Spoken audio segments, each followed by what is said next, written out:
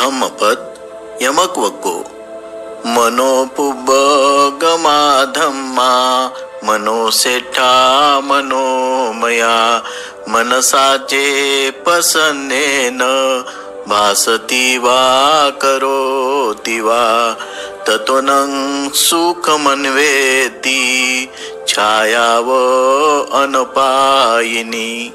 सारे धर्म मन पुरस्सर मन प्रधान मनोमय असतात. जर कोणी प्रसन्न मनाने बोलतो किंवा वागतो तर कधी सोडून जाणाऱ्या छायेप्रमाणे सुख त्याच्या मागे येते. अर्थकथा मत्तकुंडली हा एका कंजूष लखपतीचा मुलगा कावेळीने आजारी होता.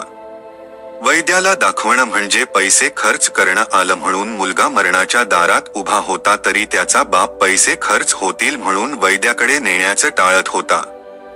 बुद्धाने आपल्या दैवी दृष्टीने मृत्यूपंथाला लागलेल्या त्या मुलाची दुःखी अवस्था जाणली आणि तो त्याच्या पुढे जाऊन उभा राहिला.